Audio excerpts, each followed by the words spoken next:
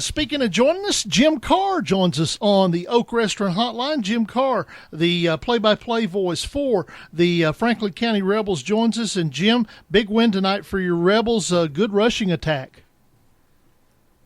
Well, now, were you looking for Jim Carr or Al Clark? Oh, I'm sorry. Al. Which one am I? Well, Which one am I supposed to be? He had the play-by-play part, right? Yeah, I had the play. Al Clark. I'm sorry. I just got off the phone with Coach Carr, and I'm still starstruck.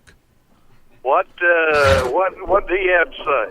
Well, he kind of talked like that they had a good job rushing the ball, and that he was tickled to death that they got a win. And of course, he sounded like he was lucky. He was lucky as pie. And I don't think that was the case. Well, yeah. The problem was we didn't know who was going to show up. Was it the team that lost big games to Lincoln County and Shelbyville, or was it the team that played so well against Tullahoma and Marshall County? And luckily, it was the latter. And had 21 points scored really quick in the first quarter with Blackwell and 2 by DJ Samuels going in, and then give it to Coffee County. They came back towards the last series of the first half. They scored there, and then they got the ball and scored on their first offensive possession in the second half, and it looked like, oh, here we go.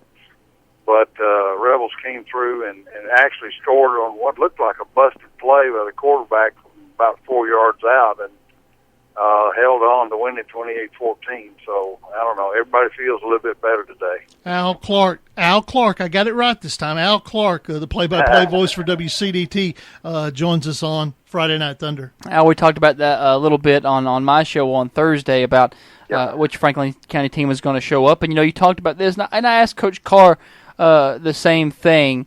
About people talk about offense a lot, but defensively, you hold Coffee County to less than 50 yards. I think they had 39, 41, something like that, total yards on the ground between their running backs. Even though they don't run it a lot, still, there was virtually no running game there. Talk a little bit about the defensive side of the ball and how they were able to slow down Coffee County's offense.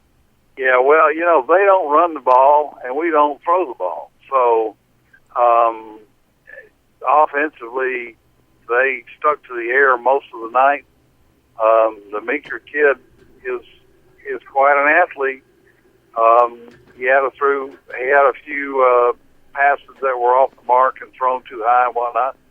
But then, he connects on a 55-yard touchdown pass, and he was a threat. He had us running around. We were pretty ragged for a while. Just trying to keep up with his receivers. Now, did you enjoy homecoming?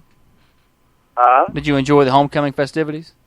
I was walking around trying to take a break at halftime. We always try to take a break when halftime comes and gather ourselves together. That was an impressive homecoming, though. I got to see a part of it. Well, we were talking here at the station during the game, and we were talking about how small the visitors' press box is, and we're wanting to nickname it the Birdhouse. Is that accurate? Is it Birdhouse about the right size? Yeah, that'll be good. That's a good thing. It is new. It is new, and I tell you what. Of course, New doesn't mean big. We had 2 chairs. Yeah. With 2 long 2x4s running across it as our table. Oh. So we built quality. We had our mixer and all our papers and microphones and all that stuff laying across these long 2x4 by 10s, I guess they were, on top of a couple tables. But hey, they've done a good job in light of the fact that they ran through that hurricane. Yeah. AD over there told me it was a hurricane, and that press box was actually laying down on the ground behind the stadium. So they've had to hustle to put together something, and it was decent. All right. I gotta say. All right, Al, we appreciate it as always. We need to step away for a break for our stations on the network, such as WCDT. We'll talk to you next week, okay, my friend? All right, buddy. Thanks a lot. Y'all keep up the good work. All right, Al Clark, WCDT. It's time for a break. You listen to Friday Night Thunder.